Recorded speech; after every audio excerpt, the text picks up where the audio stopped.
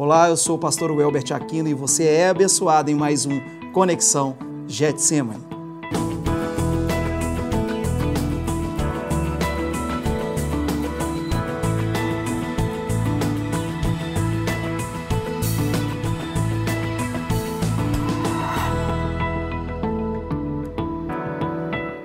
Seja abençoado em mais um de nossos programas. Hoje nós temos a honra de receber aqui uma pessoa que vai mudar a sua forma de entender o que é felicidade. Hoje nós estamos recebendo com honra o pastor Pablo. Olá, pastor Pablo, seja bem-vindo ao nosso programa. Estou bem à vontade, alegre, satisfeito, porque eu sei que é uma oportunidade divina estar aqui com vocês. Então, para mim é um privilégio. Pablo, para quem não sabe, é um pastor que já tem muito costume de estar girando aí pela TV, pelas redes sociais, porque é um pastor que hoje trabalha muito na América, né, nos Estados Unidos. Já há alguns anos, né, eu saí de BH no ano de 2001, metade de 2001, e fui para a América, depois de já ter estado lá na década de 80, quando eu conheci o pastor Jorge Linhares, em 89, e ali entreguei minha vida ao Senhor Jesus, da cidade de Lowell. Você vai ter a oportunidade de conhecer esse testemunho que vai te impactar. Pablo, fala com o pessoal de casa antes, quem é o Pablo? Bom, Pablo é um homem que hoje dedica quase que a sua vida ao Evangelho. Há 10 anos, pastor da Convenção Geral das Assembleias de Deus, CGDB, missão, hoje pastor José Wellington Júnior Bezerra da Costa, que é o presidente da Convenção Geral, e já há 19 anos no ministério como pastor, ordenado aqui na Getsemane no ano de 97 como evangelista, e em 1998 a pastor pela Comaderj do Rio, convenção da Baixada Fluminense também, da missão, e dedicando a vida também à área de consultoria, de coaching, aqui e fora, enfim, aonde as oportunidades surgem do Senhor. O senhor dedicou a vida a coach muito antes de ser chamado de coach, né? Você já mexia com essa consultoria. Já desde 2002, eu comecei a fazer treinamentos com equipes de grandes redes de atacado e também de indústria, como a Mille, né, que é a segunda maior indústria da América do Sul, de fraldas, concorrente da Johnson & Johnson, e também para o Grupo Martins, Peixoto e tantos outros grandes atacados do Brasil. Em 2002, comecei a rodar o Brasil treinando RCAs e gestores. É muito bom falar isso porque as pessoas pensam assim, coach é uma coisa nova. O termo coach é uma coisa nova. É verdade. Mas a função do coach é bem mais antiga. É verdade. Agora, Pablo, voltando um pouco atrás, pastor, você jogou futebol fora do país. Como foi isso? Na verdade, nós começamos, eu e meu irmão mais novo, nas categorias de base do Atlético, na década de 70. E o sonho do meu pai era que fôssemos grandes jogadores. Não deu certo. E por tantos episódios pessoais e falta de autoestima e falta de apoio e também de uma estrutura emocional, né? Eu era uma pessoa muito, vamos dizer assim, muito sanguínea e isso me prejudicou muito em muitas etapas da minha vida futebolística, mas eu saí do Atlético, as categorias de base, então fui parar nos Estados Unidos em 86, jogar na cidade de Lowell, nos Blues, que era o time que mais pagava nos Estados Unidos.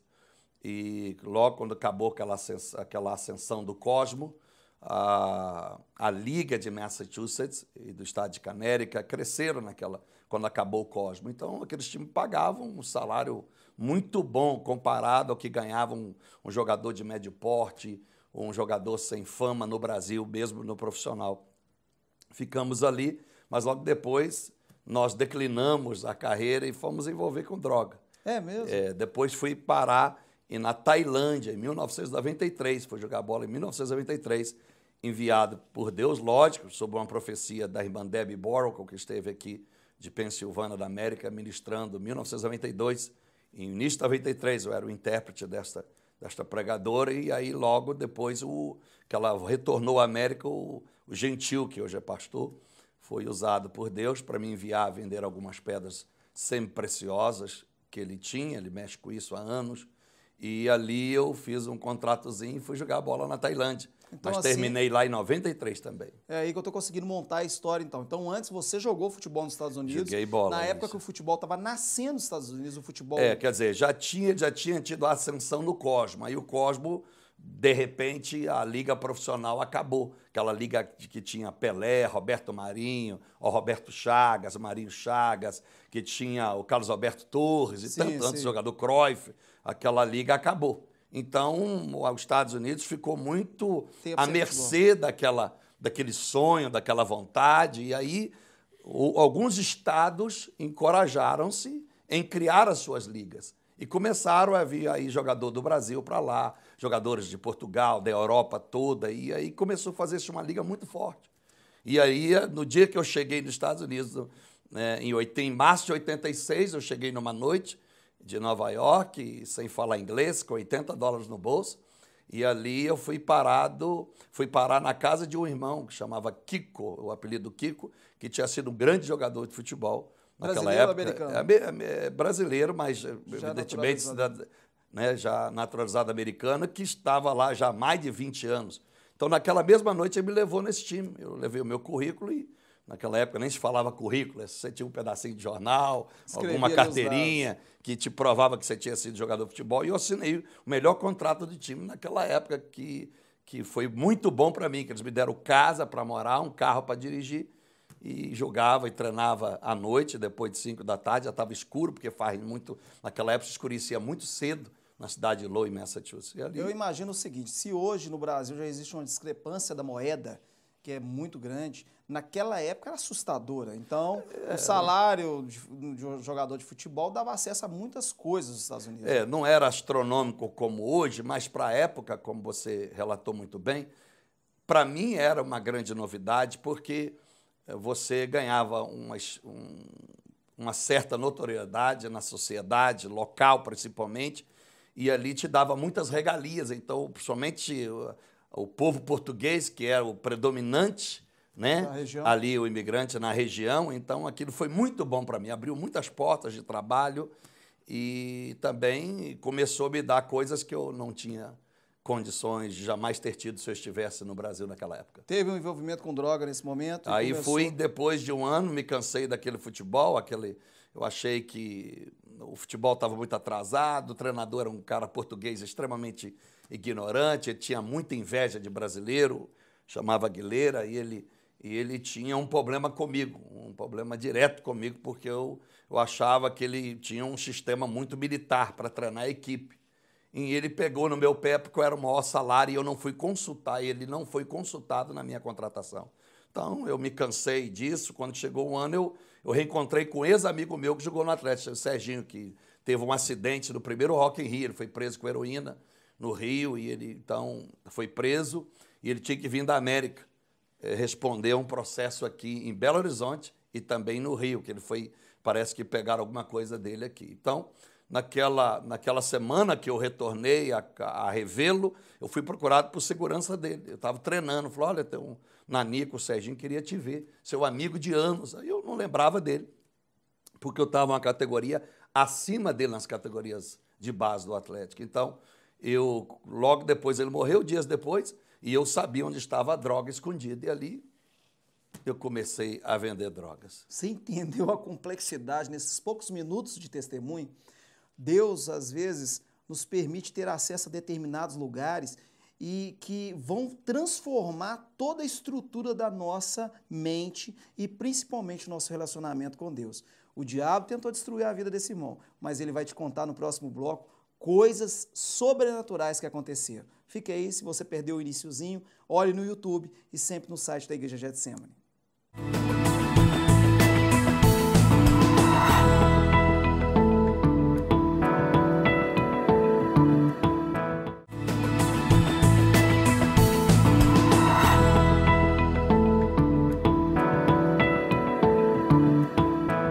Seja abençoado em mais um bloco do nosso programa. Se você perdeu o início do bloco anterior, não pode perder. Olhe no YouTube, no site da igreja. Hoje nós estamos aqui com o pastor Pablo Jimenez, um pastor abençoado, que tem uma história muito complexa, que vai te ensinar muitas coisas relacionadas à prosperidade e felicidade. Pastor Pablo, no bloco anterior você começou a história, você sabia onde que a droga estava. E aí você foi lá, pegou essa droga... Peguei essa droga e comecei a negociá-la na região. Então, começamos de gramas e fomos parar a quilos. E assim, mas Deus tinha um plano na minha vida, porque daquela turma, ou daquelas pessoas que estavam comigo, todos foram presos, nenhum salvou, todos tomaram 2, 10 anos de cadeia. E o FBI já nos perseguia, porque foi na ascensão do Pablo Escobar. Então, meu nome, por ser Pablo Jiménez, dava uma conotação muito colombiana. Isso. Então, eu, sem nenhuma maturidade e noção, andava com mais de 10 cordão de ouro grosso no pescoço, várias pulseiras de ouro, relógio de ouro que eu tinha ganhado no colombiano, anel de brilhante. Geralmente então, o traficante usa. eu andava de moto Kawasaki, meu cilindrada, eu andava em carro Fiero, um carro italiano esportivo, então eu chamava muita atenção, mas eu não tinha noção do perigo. Eu não sei se era irresponsabilidade ou, na verdade, junto à minha irresponsabilidade, a proteção de Deus por um homem que ele tinha chamado, porque eu tinha que ter sido preso. Então, o FBI começou a perseguir todas as pessoas com nível de vida acima do normal, naquela cidade pequena de 40 mil habitantes. Que era o seu caso. Que era o meu caso. É uma cidade, né, sabe, dos Estados Unidos, uma cidade que está muito ligada à outra. Isso. Embora a 500 metros tem uma nova distâncias. cidade com 60 mil pessoas. Enfim, então eu pressenti de Deus, no auge, quando eu estava já morando num mega condomínio, né, um mega lugar de milionário, viajando a América toda. Levei o meu pai, inclusive, o sonho dele era conhecer o México, por isso que o meu nome é Pablo Jiménez, o outro é Aguilares, o outro é Seves Merrias, o outro Juan Fernandes. Então, o sonho dele era conhecer a América. Então, eu ganhava tanto dinheiro, então eu levei meu pai para a América, a Disney, foi 15 dias gastando rodos de dinheiro. Depois mandei ele para o México, que também era o sonho dele, conhecer o México, né? E naqueles dias eu pressenti que algo ruim ia acontecer. E eu tinha um irmão, um amigo que trabalhava na Vigo, que era a empresa que remetia dinheiro para o Brasil dos brasileiros. Chamava irmão Samuel, chama Samuel. Um câmbio pro pessoal. Inclusive está num dos meus livros, Vida e Fé. Eu conto a história do irmão Samuel. E ele pregava sempre, toda semana que eu ia enviar dinheiro para comprar carro no Brasil, enviar para o meu pai, ele dizia, olha, um dia você vai ser um profeta. E eu ria dele. Já profetizava. Eu ria dele, que eu disse, não, você sabe a minha fama, eu gosto de mulher, esse negócio de ser crente aí, só pode ter uma mulher, não dá para mim não. E eu dava para ele de gorjeta, toda semana, $200, $300 ou $100, o que fosse aquilo, chamou muita atenção dele para que ele orasse por mim. Ele acreditava que eu tinha um bom coração, embora eu fosse um cara na sociedade maligno por estar vendendo drogas a jovens, adolescentes, enfim, aquela droga varria a cidade. E tantas outras, como chegou em Boston, chegamos a crescer tanto que a droga chegou em Boston, que só tinha mega mafioso. Então, eu pressenti que algo ruim ia acontecer. Aí vim para o Brasil numa noite, no outro dia o FBI já estava marcado para pegar todo mundo. E prendeu todo mundo. Foi uma maior batida na América, prendeu mais de 1.600 pessoas naquele dia, em vários estados americanos. Você estava aqui? Eu estava aqui, tinha chegado aqui, porque o americano você só pode, ele só te prende com provas. Se você não tiver prova, por mais que alguém diga que você tinha lá, matou, ou tinha tantos quilos de droga, você não pode ficar preso. Então, eu evidentemente, sem saber, pela mão de Deus, eu vim embora. Então, eu já não tinha telefone em casa, eu usava um celular, quando nem se falava em celular. Eu tinha o celular no meu carro, né? Já vinha no carro já o meu celular. O que a gente via só em filme. Só em filme. Então, mas eu não falava sobre isso, eu usava o código de futebol, então eu já tinha algo na minha mente, vamos dizer, uma inteligência que provinha de Deus, porque se Satanás tivesse poder para dar tudo isso que eu aprendi, ele teria cobrado muito caro, eu não teria tido o mesmo sucesso que eu tive, que é ter sido livre, porque todos que foram presos tiveram péssimas experiências de serem violentados sexualmente, por ter um corpo físico mais fraco, outros de ter se declinado para o crime mesmo. E eu, naquela época, embora eu fazia muita musculação, e eu tenho fotos antigas, eu era chamado do Rambo brasileiro, eu era muito forte. Talvez isso não teria acontecido, eu ter sido violentado. Mas a experiência de uma cadeia na América, só quem passa lá na América não é brincadeira não, segurança máxima. Como que se deu a pregação do pastor Jorge Linhares, que é o pastor presidente da Igreja Batista Getsemane, lá nos Estados Unidos? Foi nos Estados Unidos, correto? Foi nos Estados Unidos, cidade de Lowell. Bom, eu havia me casado, lógico, quando aconteceu isso na América. Logo, dias depois, talvez 20 dias depois, eu voltei para a América. Eu voltei corajosamente. Algo me levou àquela América. E eu, na verdade, em sã consciência, eu não deveria ter voltado. Que eu poderia ter sido pego no aeroporto. Continuidade, isso. Mas eu cheguei lá e tomei essa decisão, não vou mais mexer com isso.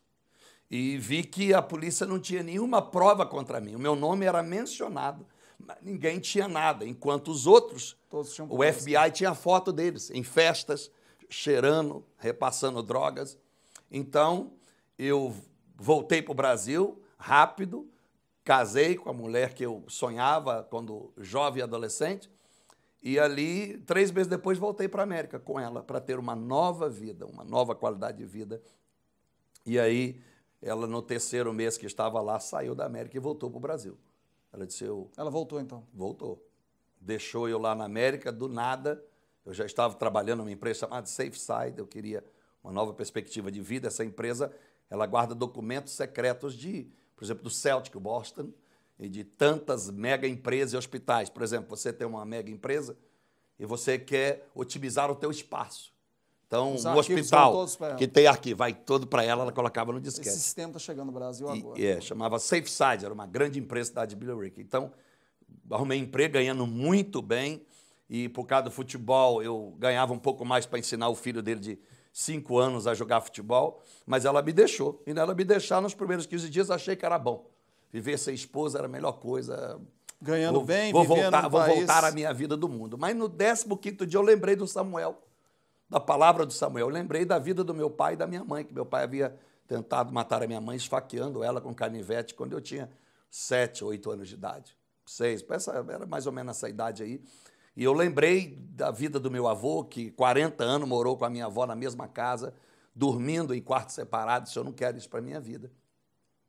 Lembrei do Samuel, disse, eu vou procurar uma igreja evangélica. No sábado anterior ao domingo, que conheci o pastor Jorge, eu comecei a ler o Salmo, chorava muito. De manhã eu levantei, não foi difícil achar uma igreja evangélica, porque lá o americano, por vocação, até por natureza do país, da cultura, vai para a igreja evangélica. Isso. Não quer dizer que eles são cristãos, mas vai para lá. Então, achei uma igreja pertinho de casa, na praça, uma igreja batista, mas o culto demorou rápido, 40 minutos o culto, até porque eu não tinha noção de hora do culto, nem que hora começava o culto. Cheguei lá, estava no louvor, um pedacinho da palavra, eles cantavam Amazing Grace, que marcou a minha vida, né? E acabou o culto, eu chorava muito, os irmãos americanos me abraçaram, olha, volta no próximo culto, próximo domingo. Eu falei, meu Deus, hoje é domingo. O próximo domingo, eu estou angustiado, eu vou esperar uma semana. Você é o terceiro a falar isso aqui. Quando eu desci a escada, embora hoje mudou muito as igrejas pentecostais, mas muitas regiões da América, a história evangélica continua a mesma, né? O culto é 40 minutos e o pastor tira férias, bota lá uma placa, vacation. Aí você volta 30 dias depois da igreja, enfim. Então eu desci a escada no basement, que é porão em português, desci, estava lá, tinha uma igreja de umas 30 pessoas. O pastor Jorge estava com o pastor, hoje o pastor Aremar, ministrando bênção e maldição.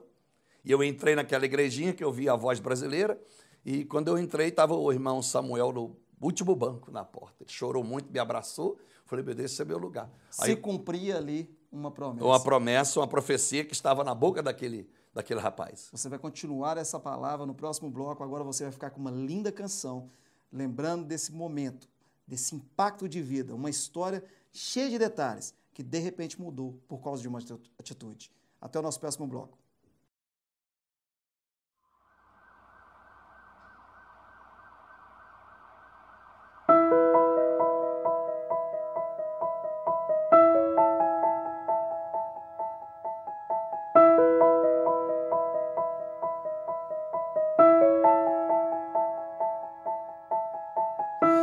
Nestes dias de desespero, incerteza e medo há,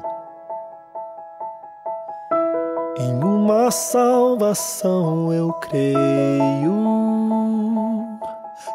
em ti, creio em ti. Acredito em Jesus Cristo, acredito em Deus o Pai, acredito no Santo Espírito, que nos vida nova traz. Acredito na cruz de Cristo e que a morte enfim venceu. Acredito que ressurreto muito em breve voltará. creio em ti.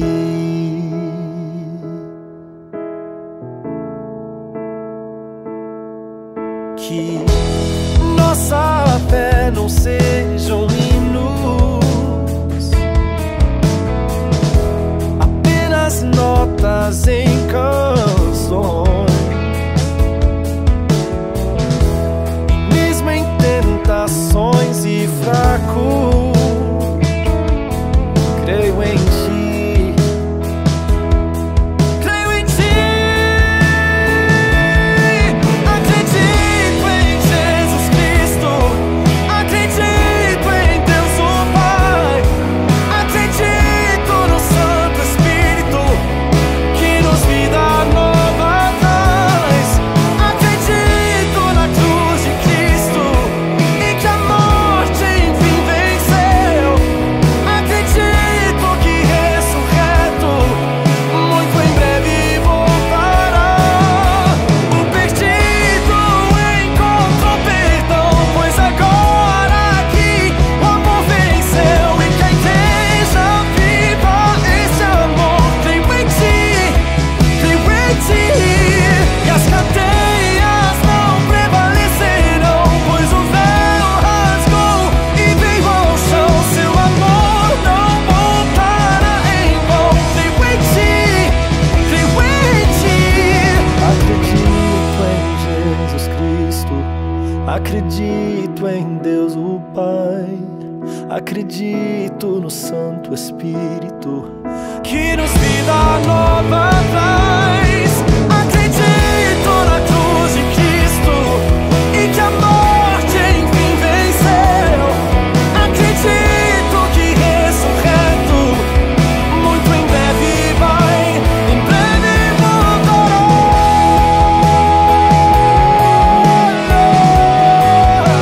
Em breve voltará.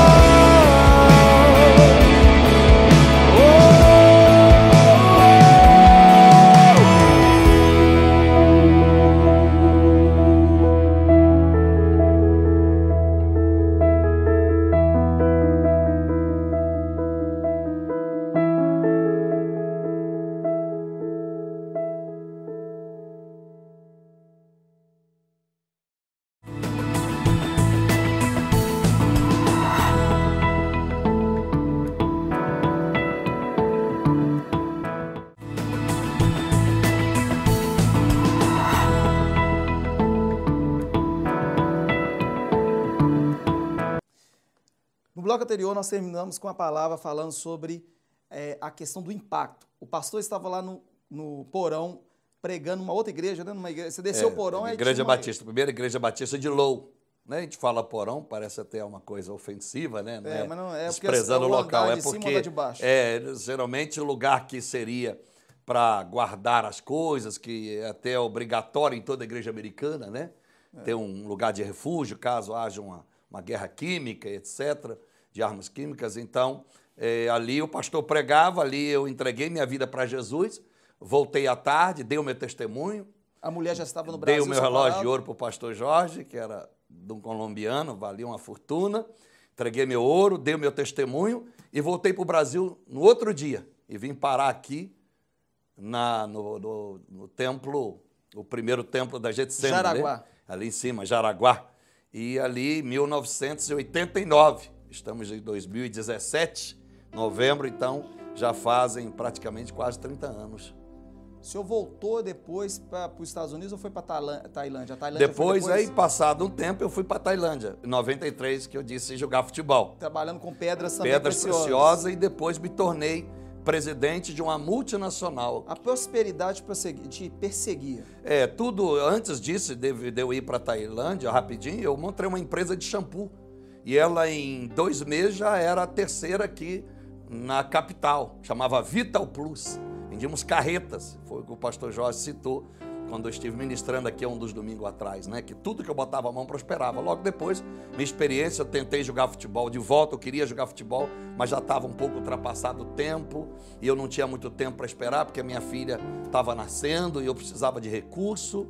E aí eu fui para a Tailândia. Então, em 10 meses, eu ganhei muito dinheiro vendendo pedras sempre preciosas, graças a Deus também a primeira mão do pastor Gentil. Pastor Gentil te deu essa abertura. Essa abertura para ir para a Tailândia, disse, lá você pode jogar futebol e lá você pode arrumar a sua vida. Então, Pastor Gentil, para quem não conhece, já gravou um programa com a gente, você vai olhar lá, Conexão Getsemane, Pastor Gentil. Mas aí depois você conheceu... Aí em 10 meses eu vim embora para o Brasil. E você conheceu um alemão, como é que foi a história Aí desse esse alemão, ele no 20º, já tinha mais de 20 dias que eu estava lá, o dinheiro que o Gentil tinha dado para pagar o hotel tinha acabado para comer. Você estava com E eu não vendia as pedras. Primeiro que eu não entendia de pedras. Segundo que o mercado era muito competitivo. Tinha muito sul-africano vendendo as mesmas pedras que o Gentil tinha me dado. Enfim, aí esse alemão descobriu que eu jogava futebol, porque eu já havia insistido, batido da porta dele umas 3 vezes, e eu disse para ele, eu preciso de uma ajuda, compra alguma coisa. Aí naquela emoção que eu estava naquele momento, aquela angústia, eu derramei algumas lágrimas, ele sensibilizou. Ele disse, olha, eu vou te ajudar. Então ele indicou o time, comprou todas as pedras à vista, e eu vim para o Brasil e só peguei a minha esposa e a minha filha, a Alissa tinha 3 meses, e rachamos fora para a Tailândia. Ali assinei um contrato, já arrumei um apartamento muito bom para morar, com piscina, tudo no terraço. E um homem também chamado Vizan, que foi um grande amigo, me deu uma Mitsubishi, cabine dupla, para ser sócio dele. E ali a coisa cresceu assustadoramente. Foi aí que teve a empresa que... Aí eu vim embora, porque a Andréia, a mãe da minha filha, não queria morar na Tailândia. Vim embora para o Brasil. Fui morar ali na entrada do Barra Ouro Preto, aquelas torres bonitas naquela época. Era novidade da Pampulha, as torres construídas ali. E nós compramos um apartamento ali, o meu primeiro imóvel no Brasil. E logo depois eu através de uma sociedade com a Neutrox de São Paulo, um dos donos que faleceu, Oswaldo Iovolino, e uma pessoa aqui da Casa do Perfume, nós começamos uma sociedade de trazer produtos da China. Então eu ia para a China e trazia 100 containers por mês. Desde brinquedo, a material escolar, a roupa de bebê. E isso foi a entrada nas grandes redes, como Apoio, Carrefour, nessas grandes empresas. Logo depois a sociedade terminou e me sobrou uma dívida e $5 mil.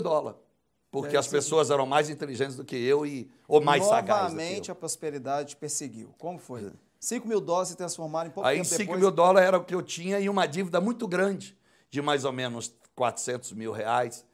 Mas era muito dinheiro, seria uns 4 bilhões, 3, 4 bilhões hoje, com o fisco. E aí eu peguei, dentro de uma mercadoria que um cliente não podia pagar, ele me deu em barbeador.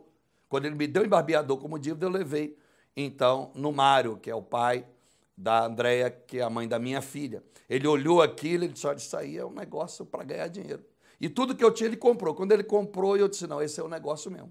Então eu tinha um funcionário chamado Remo Chol Vivo, que foi meu gerente em Hong Kong, eu tive escritório em Hong Kong, em Guangzhou, na China, Taipei, e ele coordenava tudo isso. Mandei para ele e ele logo achou essa indústria na Coreia. Poucos dias depois, os caras estavam aqui, os diretores dessa indústria, que é uma Dongya Farm, né, que é uma multinacional, junto com a Dor.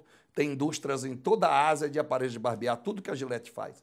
Vieram para cá, com $5 mil, eles mandaram um container de 20 pés, pequenininho, 6 metros, pequeno, e com esses $5 mil me deram a oportunidade de pagar o imposto para me começar o negócio. Ser o representante em Belo Horizonte. Enfim, em menos de 6 meses eu já era o presidente dela, porque eu patenteei em 6 meses, a coisa tomou uma proporção tão grande que eu já tinha condição de gastar aí R$100 mil patenteando as marcas. Quando eu patenteei a marca, eu não podia mais ser representante. Eu automaticamente me tornei o dono da marca. A empresa lá fora não teve outra opção do que aceitar a minha condição. Eu vou ser presidente da empresa. E aí essa empresa, de 95, dezembro de 95, para maio de 98, quando eu entreguei a empresa, nós já tínhamos R$50 milhões em estoque. 70% pago e 30% com 180 dias. Você entendeu o que ele falou? 50 milhões. 50 milhões de reais naquela época. E a pergunta, nossa vontade hoje de te trazer, você tem um trabalho hoje que chama Jimenez e Consultor. Que é um trabalho que você quer deixar algum telefone para o pessoal em casa? O nosso contato, este trabalho, pastor Herbert, é um trabalho que nós damos consultoria. Hoje até eu quero criar agora, e nisso aí, eu vou agora criar via online, virtual. Você tem uma empresa que está quebrando, está falindo, você tem um projeto e não sabe como desenvolver. Aí eu te dou toda a assessoria via online. Né? Qual que é o contato? Esse é o contato, o melhor é, você pode ir pelo meu Pode pelo falar o site. próprio site, né? Jimenez com www.jimenezconsultor.com, né? A pessoa entra lá ou entra no meu e-mail, profetadapalavra@hotmail.com. Responde para o pessoal que está em casa. profetadapalavra@hotmail.com. Profetadapalavra@hotmail.com. Passo o e-mail, toda a informação eu repasso. Prosperidade e felicidade. Uma palavra curta de 30 segundos para o pessoal que está em casa. Duas coisas distintas.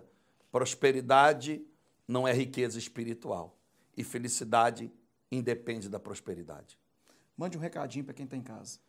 Que Deus possa tocar no coração de vocês, que Deus possa ter falado no coração de vocês, e maiores informações também no site do nosso ministério, www.pablojimenez, com JZ no final, .com. Não tem BR, porque é o provedor americano, e eu tenho certeza que a biografia que está lá no site, o meu testemunho, vai edificar a sua vida. Deus o abençoe. Não foque nas razões materiais para servir a Deus. Foque na razão eterna. Ela é a única força para que você esteja de pé e possa romper no mundo cruel e maligno como vivemos. Aproveitando essa palavra que o pastor Pablo te entregou aí em casa para focar as suas coisas nas coisas do céu, nós vamos hoje ler a palavra de Deus que está em 1 Pedro, capítulo 3, a partir do versículo 8. Vamos lá comigo.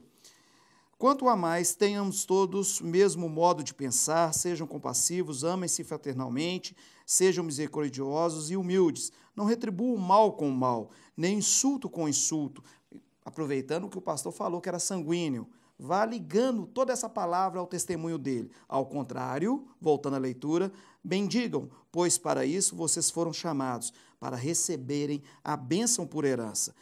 No versículo 10, pois quem quiser amar a vida e ver dias felizes, guarde a sua língua do mal e os seus lábios da falsidade. Versículo 11, afaste-se do mal e faça o bem, busque a paz com perseverança. Lá no 12, porque os olhos do Senhor estão sobre todos os justos, e os seus ouvidos estão atentos à sua oração. Mas o rosto do Senhor volta-se contra os que praticam o mal. Quem há de maltratá-los se vocês forem zelosos na prática do bem? Todavia, mesmo que venham sofrer por causa da prática da justiça, vocês serão felizes. A palavra que eu tenho para você hoje é essa. Se você entender que o caráter de Cristo está intrínseco numa personalidade de proximidade e intimidade com Deus, você vai entender porque esse homem que tinha tudo, milhares de reais e milhares de dólares, para estar longe do Evangelho, descobriu que a maior felicidade está em ser, como dizia Paulo, amigo de Deus. Pastor, foi um prazer tê-lo aqui. Eu sou Getsemane, e você? Sou Getsemane, e você? Deus abençoe a todos vocês.